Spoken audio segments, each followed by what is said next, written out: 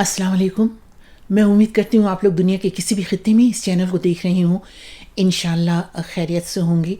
आप लोगों की आरा का भी बहुत शुक्रिया। मैं जानती हूँ आप में से बहुत से दोस्त ऐसे हैं जिन्होंने पाकिस्तान टेलीविज़न का सुनहरी दौर अपनी आँखों से देख रखा है। उसी दौर के पाकिस्तान टेलीविज़न के शोबे ख़बर के हमारे बहुत ही सीनियर साथी रज़ी अहमद रिज़वी 15 फरवरी की अलसुबह इस दारे फ़ानी से कूच कर गए। रज़ी अहमद रिज़वी साहब इन दिनों अपने दोस्त अहबाब से मिलने और अजीज़ों से मिलने के लिए वाशिंगटन से पाकिस्तान आए हुए थे, जहां इस्लामाबाद में दिल का दौरा उनके लिए पैगाम अजल बन गया। रिज़वी साहब ने एक तवील सहाफ़ती करियर गुजारा, जिसके दौरान उन्होंने मुख्तलिफ मदारिज तय किए। उन्होंने इस तवील सफ़र का आगाज़ यानी सहाफ़ती सफ़र का आगाज़ 1967 में ढाका में सरकारी ख़बर रसां इदारे PPI से किया था। फिर 70 के अशरे में पाकिस्तान टेलीविज़न के शोबे ख़बर में न्यूज़ प्रोड्यूसर के तौर पर मुंसलिक होने के बाद बस फिर वो यहीं के हो रहे और उन्होंने पीछे मुड़कर नहीं देखा। यहाँ वो 1985 तक रहे, जिसके दौरान उन्होंने रिपोर्टिंग भी की, एडिटर भी रहे, कंट्रोलर भी रहे। उन्होंने बहुत सी अहम शख्सियात के इंटरव्यूज़ भी किए, जिसमें ख़ास तौर पर ईरान के सदर बनी सदर का इंटरव्यू बहुत ही अहमियत का हामिल है, जिसे बहुत ज़्यादा सराहा गया। 70 और 80 के अशरे में पाकिस्तान टेलीविज़न का शोबे ख़बर बहुत ज़्यादा अहमियत इख्तियार कर गया था, क्योंकि ख़बरनामा जो रात 9 बजे नशर होता था और एक तरह से प्राइम शो था, पूरे मुल्क में देखा जाता था, वो रावलपिंडी और बाद में इस्लामाबाद से बराह रास्त टेलीकास्ट किया जाता था। तो ज़ाहिर है इस पर बहुत ज़्यादा मेहनत होती थी। रिज़वी साहब, शकूर ताहिर, रब्बानी साहब, हबीबुल्लाह फ़ारूक़ी वग़ैरह, ये एक तरह से न्यूज़ रूम की रीढ़ की हड्डी थे।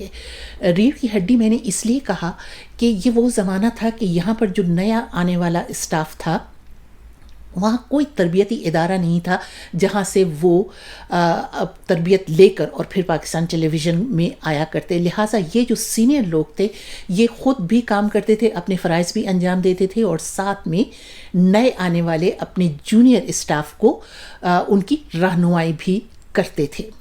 वो बहुत ही धीमे मिजाज के शख्स थे।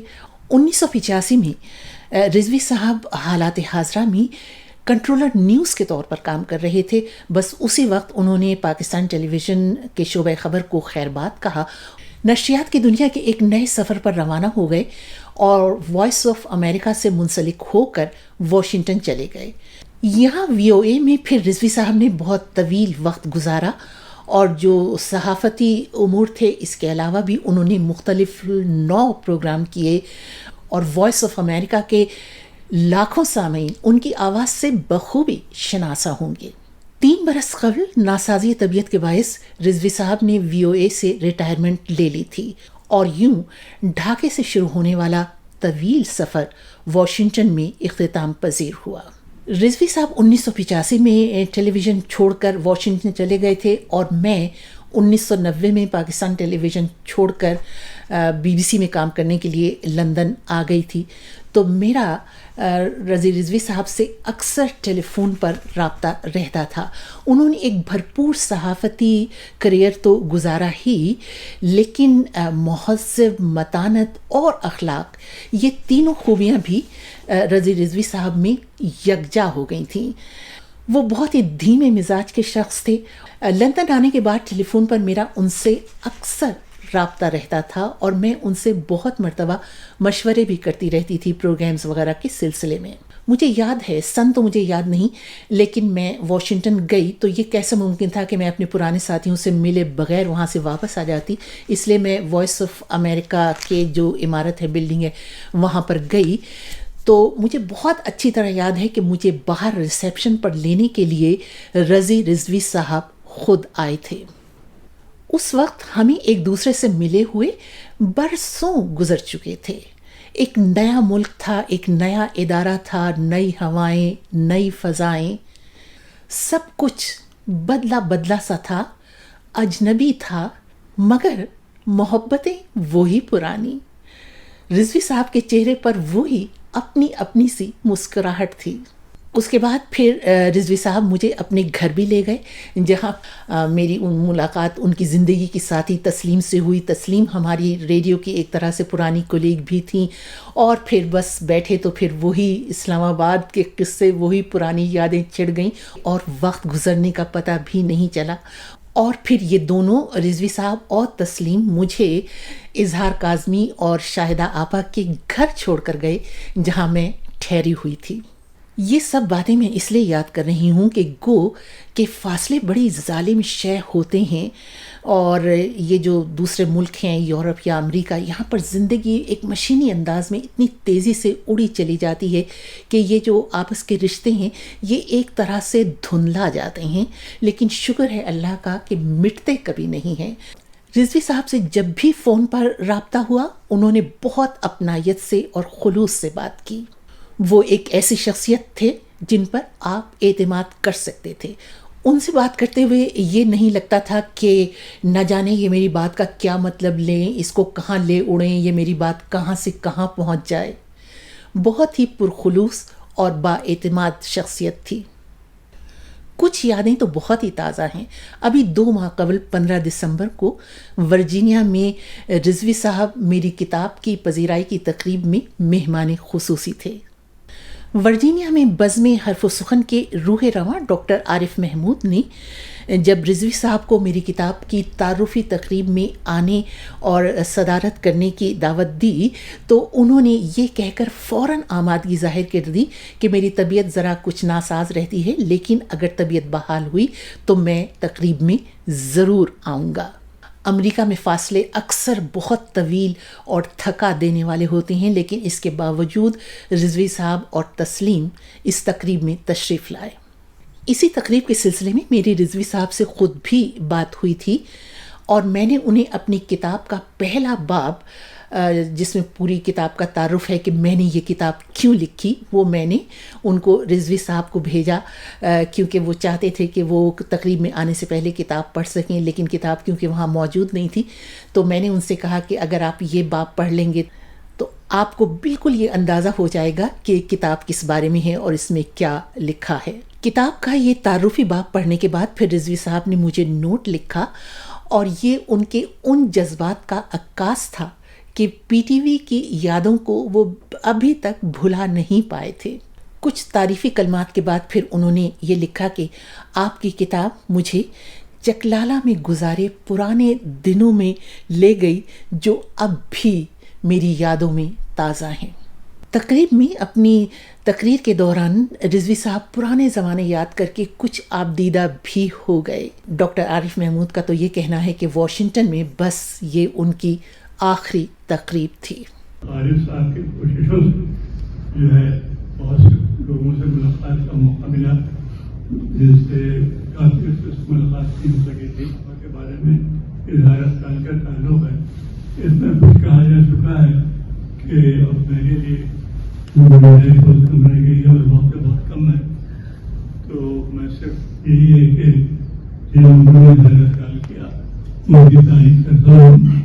میری ملاقات پہلی مرتبہ ماپارا صفدر صاحبہ سے راولپنڈی میں روم میں اس وقت ہوئی تھی جب ہم ایک فوجی بیرک سے اپنے نشریات کیا کرتے تھے، اور وہ زمانہ ایسا تھا کہ جب پہلے ہو جاتی تھی تو ٹیلی ویژن نیوز کا مسودہ جو ہے وہ کپڑوں میں چھپا کے بھاگتے تھے اسٹوڈیو کی طرف، اور یہ بھی ہوتا تھا ہم کہتے تھے بھائی کہیں کا میک اپ نہ خراب ہو جائے، میک اپ نہ دھل جائے، تو یہ حالت تھا، یہ چھتری تیار رکھتے تھے کہ بھائی مسودہ جو ہے وہ صحیح طریقے سے وہ پہنچ جائے، تو یہ وہ زمانہ تھا۔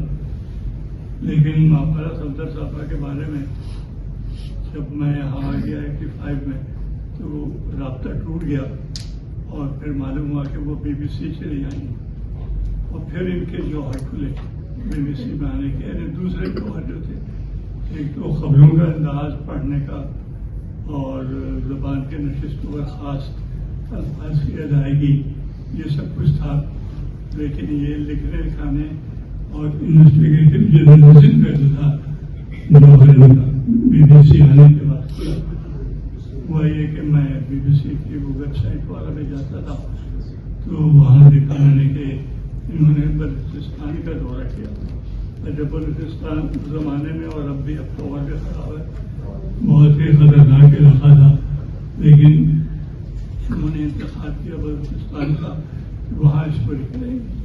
اور BBC نے غالباً کچھ یہ سسٹم لا کے ہر ایک کو بھیجتے تھے کہیں کسی انویسٹیگیٹو تو آپ نے بڑی جرات کے ساتھ کہا کہ یہ بلوچستان جو ہے اور وہاں انہوں نے ایسی ایسی شخصیات سے انٹرویو کیے, ملاقاتیں کی ان کے بارے میں جو ہے لوگ تصور نہیں کر سکتے تھے, لیکن انہوں نے اپنی جرات کے ساتھ اور صحافیانہ جو ایک انیشیٹو ہوتا ہے اس کے ساتھ میں پھر مستقل فالو کرتا رہا. انہوں نے میرے بارے میں تعریفی کلمات کہے, لیکن میں ان کا یہ جملہ کبھی نہیں بھول پاؤں گی کہ ماہپارا نے یہ کتاب لکھ کر ہمیں بہت بڑا سرپرائز دیا ہے. رضوی صاحب کی زبان سے یہ الفاظ میرے لیے بہت بڑا اعزاز ہیں. اس تقریب میں آ کر وہ اپنے بہت سے پرانے دوستوں سے بھی ملے, کولیگ سے بھی ملے, اور یہیں تقریب میں یہ پتہ چلا کہ رضوی صاحب اور تسلیم چند ماہ کے لیے اپنے عزیز و اقارب سے ملنے کے لیے پاکستان جا رہے ہیں. نہ جانے کیوں میرا دل یہ کہتا ہے کہ جب پاکستان سے واپسی کے لمحات قریب آ رہے ہوں گے تو جیسے اس بار ان کا دل نہیں مانا اور وہ اتنا اداس اور دکھی ہوا کہ وہ دھڑکنا ہی بھول گیا. اور یوں رضوی صاحب اسی مٹی میں دفن ہو گئے جو ان کے دل کے اندر بسی ہوئی تھی. مسکراتے ہوئے اور دھیمے مزاج کے رضی احمد رضوی اپنی زندگی کی ساتھی تسلیم اور اپنے بچوں کے لیے یقیناً بہت بڑا خلا چھوڑ گئے, لیکن مجھے یقین ہے کہ پاکستان سے واشنگٹن تک دوست احباب کی محفلوں میں ان کی یادوں کی بازگشت سنائی دیتی رہے گی. رضوی صاحب ہم سب کو اداس کر گئے, بلکہ میں تو یہ کہوں گی کہ رضوی صاحب کے لاکھوں سامعین اس خبر سے بہت اداس ہوں گے. اگر آپ لوگوں میں سے کوئی سن رہا ہو تو ان کے بارے میں یہاں آ کر ضرور لکھیے. اجازت دیجیے, خدا حافظ.